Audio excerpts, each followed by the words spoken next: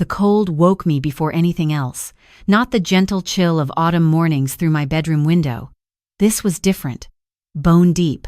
The kind of cold that seeps into your joints and makes every breath feel like swallowing ice. I tried to move. My limbs felt heavy, disconnected. My head throbbed with a dull ache that pulsed behind my temples. For a moment, I couldn't remember where I was. Couldn't remember anything beyond the fog filling every corner of my mind. Then I opened my eyes. Darkness. Complete, suffocating darkness. I blinked, trying to focus, and felt it. The hard concrete beneath me, the smell of damp earth and rust. I wasn't in my bed. I wasn't in the farmhouse. I was somewhere underground. Panic tried to claw its way up my throat, but something in me pushed it back down. Instead, clarity came, sharp and cold, just like the air around me. I sat up slowly, fighting the dizziness. My mouth was dry, tongue thick and cottony. How long had I been unconscious? That's when I heard it. A small whimper in the darkness. My granddaughter, Emma, my 9-year-old granddaughter, lay curled beside me on a pile of old blankets. Her face was pale, her lips slightly blue, her small body shivered uncontrollably. But her chest rose and fell in steady rhythm. She was breathing. She was alive. Thank God. I pulled her close, sharing what little body heat I had. Then I forced myself to look around. As my eyes adjusted, shapes emerged from the blackness. Wooden shelves lined with dusty jars, a rusted water heater in the corner, concrete walls, a steep wooden staircase leading up to a heavy door. The storm cellar. My own storm cellar. Beneath the farmhouse I'd lived in for 40 years. Someone had locked us down here. My hands moved on autopilot, checking my pockets. My phone was gone. My jacket was gone. I climbed the stairs carefully, tested the door. Locked from the outside. I pounded on it, shouted. Nothing. The farmhouse above was silent. I searched the cellar. Old canning jars, some still sealed. A toolkit my late husband had left years ago. A flashlight with dying batteries. And a note. Folded neatly and placed on the bottom step where I'd eventually find it. The handwriting was my son's. I'd know it anywhere. I'm sorry, Mom, but you left us no choice. No signature. No explanation. Just those words written in my son's careful script. I read it once, twice, 3 times, trying to make it mean something different, trying to make it not real. But the truth was, there in the locked door, in the missing phone, in the drugged tea I now remembered drinking at dinner, in the fact that Derek and Vanessa were nowhere to be heard, my body went cold, colder than the cellar air pressing down on us. This wasn't an accident. This wasn't some terrible misunderstanding. My son did this. My son, Derek, the boy I'd raised alone after his father died, the man I'd helped through every hardship, had drugged me, locked me in this cellar with his own daughter, and left us to freeze to death in a November cold snap. And the person who planned it was my own child. 3 days before I woke up in that cellar, I was sitting in my kitchen in Millbrook, Nebraska, looking at a letter that would change everything. The envelope was thick, official. Peterson Development Group. I'd been getting their letters for months, but this one was different. Final offer, $4.2 million for my 180-acre farm. I set it down with shaking hands. My name is Eleanor Mitchell. I'm 64 years old. I've been a widow for 12 years. My husband Robert died of a heart attack on a Sunday morning. He was feeding the horses when it happened. I still can't walk past the barn without my chest tightening. These days, I manage the farm with help from 2 part-time hands.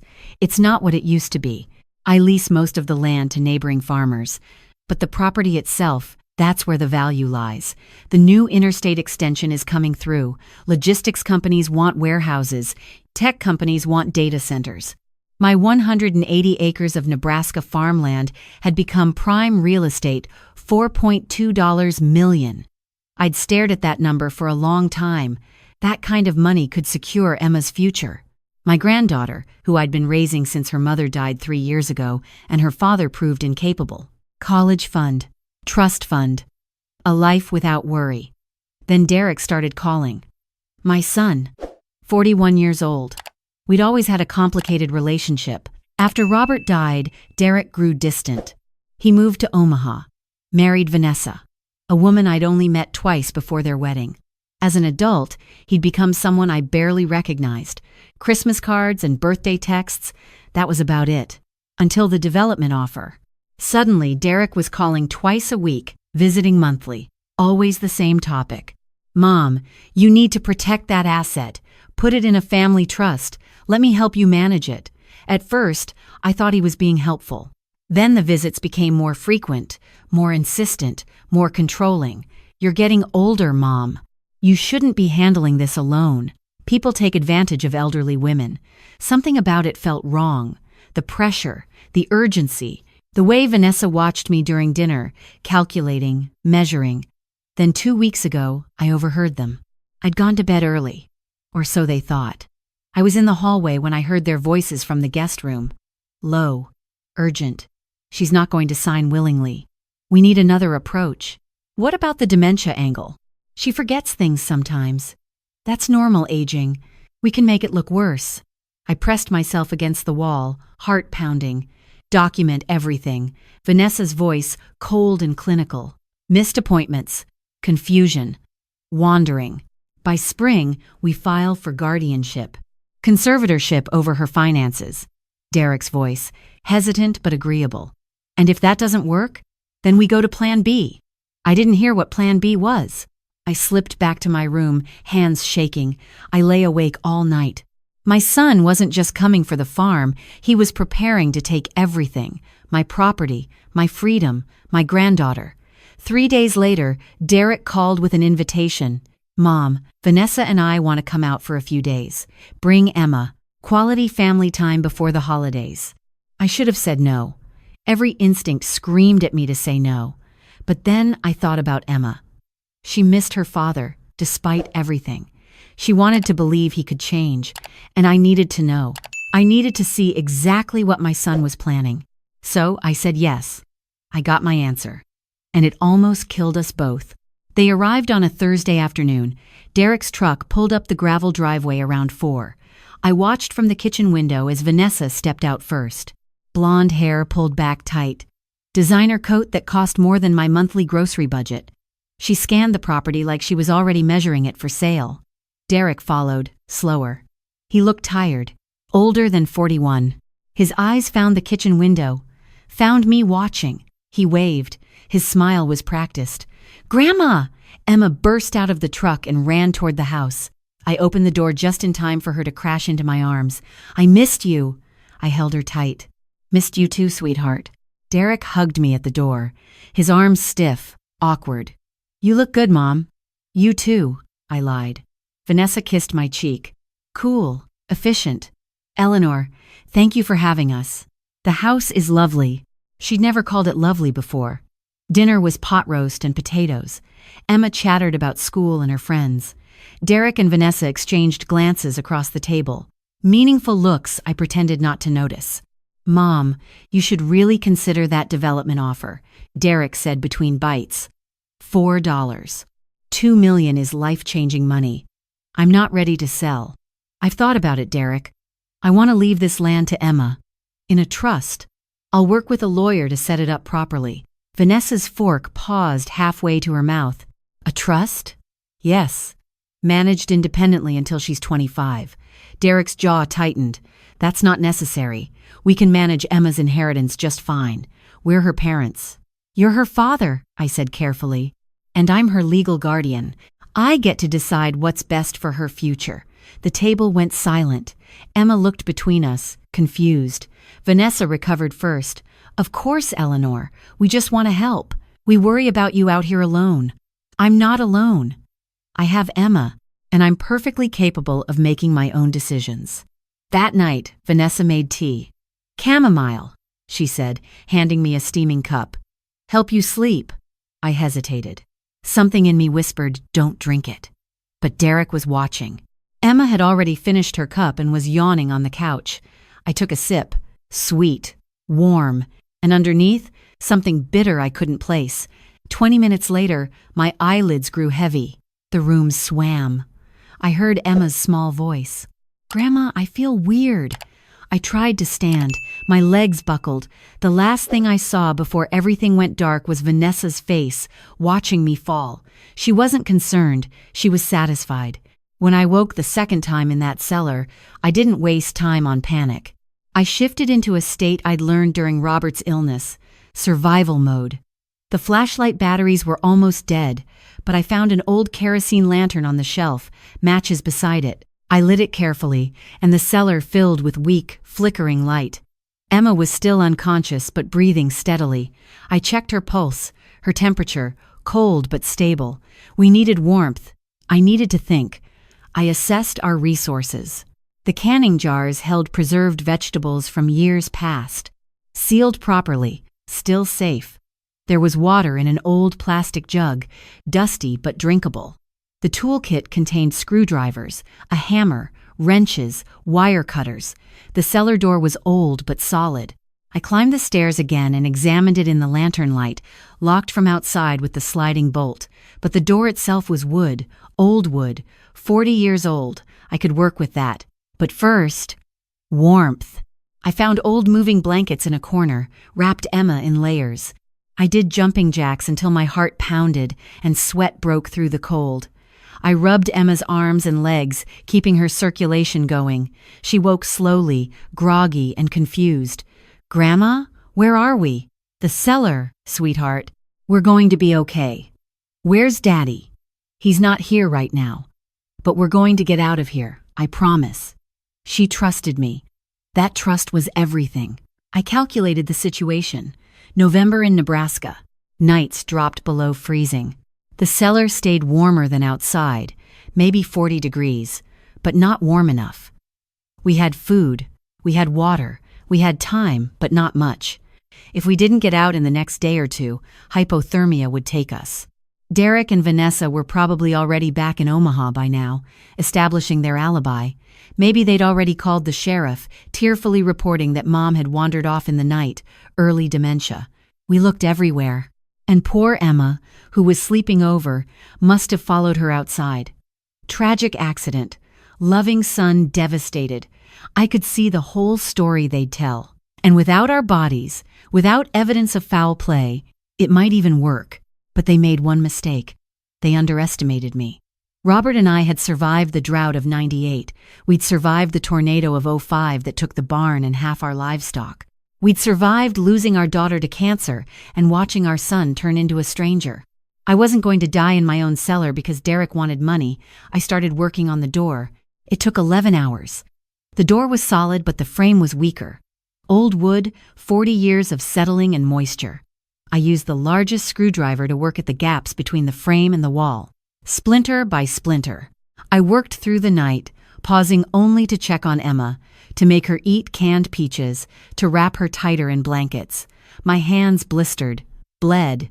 I kept going. Around hour 8, Emma woke fully. She watched me work, her small face serious beyond her years. "Grandma, why did Daddy lock us in here?" I stopped, set down the screwdriver, sat beside her on the blankets. "Sometimes," I said carefully, "people make very bad choices when they want something badly enough. Your daddy made a bad choice, but that's not your fault, and it's not my fault. It's his choice. Is he going to jail?" "I don't know yet, sweetheart, but I know one thing. You and I are going to be okay." I went back to work. Hour 11. Something cracked. The frame split along the grain. I could see daylight through the gap, faint November morning light. I attacked that weak point with everything I had. 20 more minutes, and the frame gave way enough for me to force the door open. Cold air rushed in, fresh air, free air. I climbed out first, then helped Emma up. The farmhouse was empty, silent. They'd cleaned up, taken their bags, left no obvious trace. But they'd left the power on, probably hoping we'd freeze before anyone noticed we were missing. I didn't waste time. I found my backup phone in my office desk, the old one I kept for emergencies. I called 911. Then I wrapped Emma in every blanket I could find, made hot chocolate, and waited for the sirens. Deputy Harrison arrived first.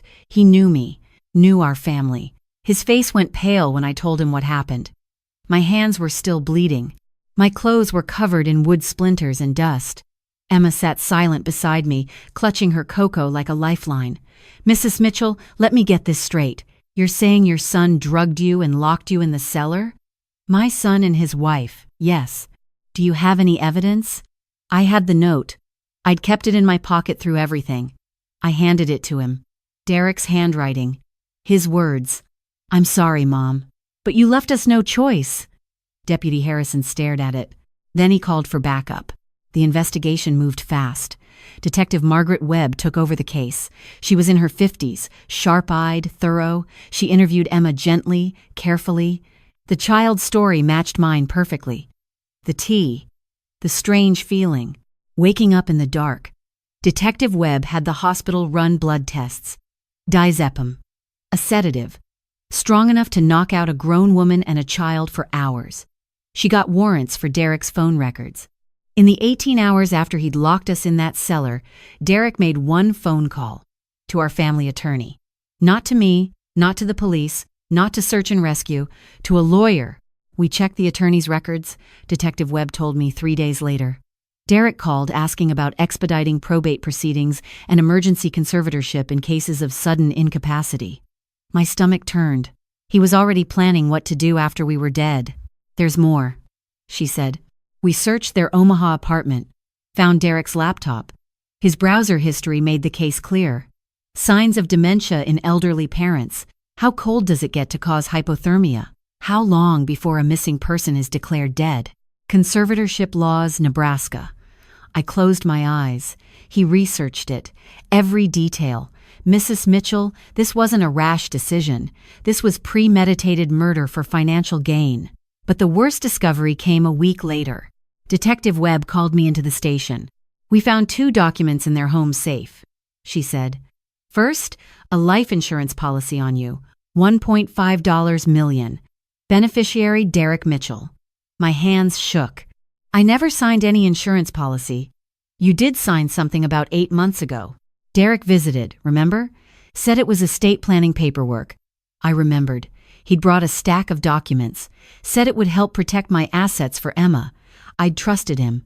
I'd signed without reading every page carefully. The insurance application was buried in there. And the second document? Detective Webb slid it across the table. "A will. Supposedly yours. Leaving 70% of your estate to Derek, 30% to Emma." This signature looked familiar.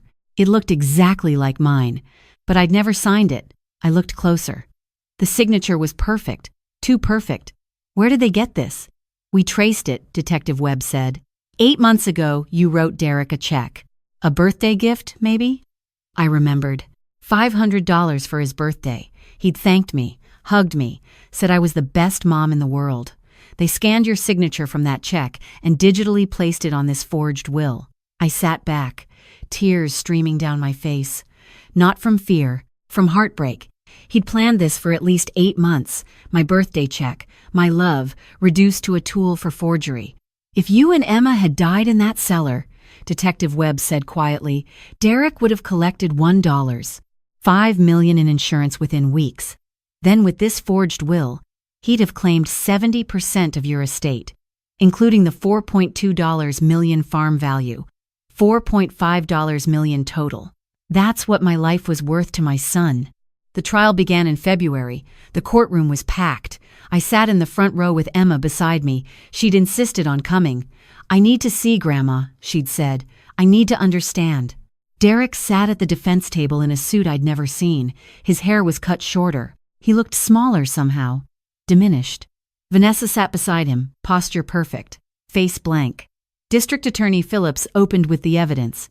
The drugged tea, the locked cellar, the note, the life insurance policy, the forged will, the browser history. She walked the jury through every detail.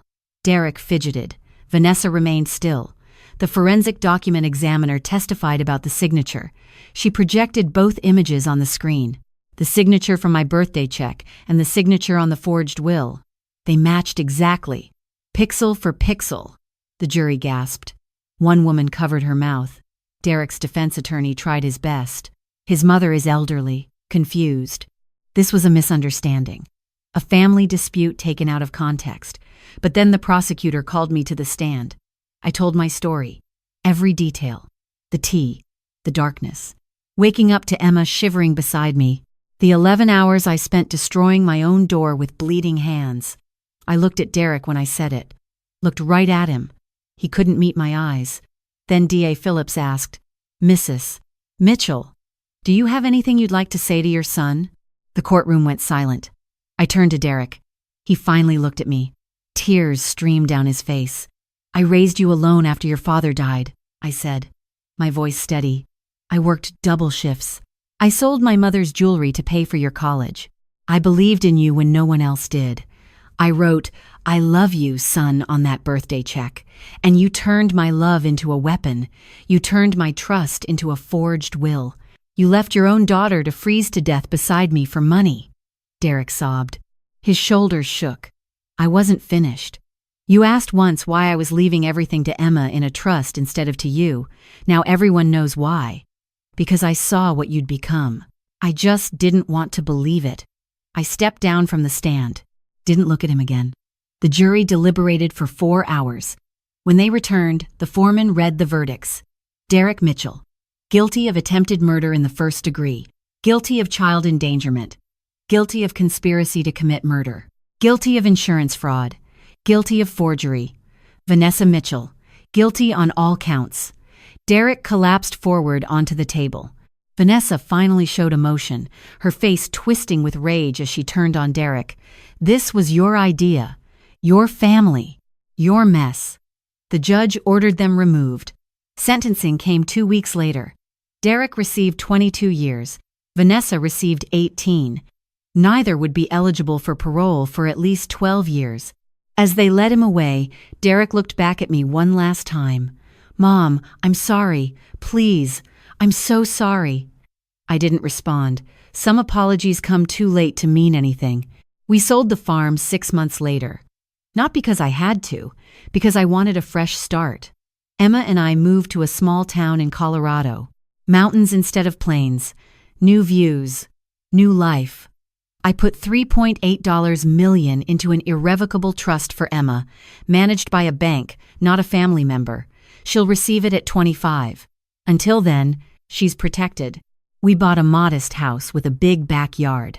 Emma got a dog, a golden retriever she named Sunny. She goes to therapy every other week. She's doing better. Some nights she still has nightmares. Some nights I do too.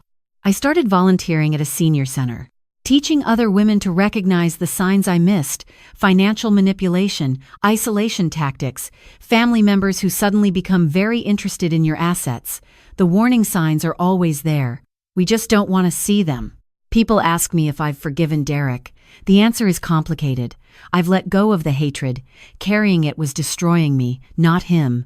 But forgiveness doesn't mean reconciliation. I forgave him so I could sleep at night. I forgave him so Emma wouldn't grow up watching me be bitter. I forgave him for me, not for him. Will I ever see him again? No. Will I accept his calls from prison? No. Can you forgive someone and still never speak to them again? Yes. I'm living proof. Emma asked me once if she should trust people. I told her the truth. Trust carefully. Verify always. But don't let fear stop you from connecting. Most people are good. Deputy Harrison is good. Detective Webb is good. The neighbors who brought us casseroles for weeks after the trial are good.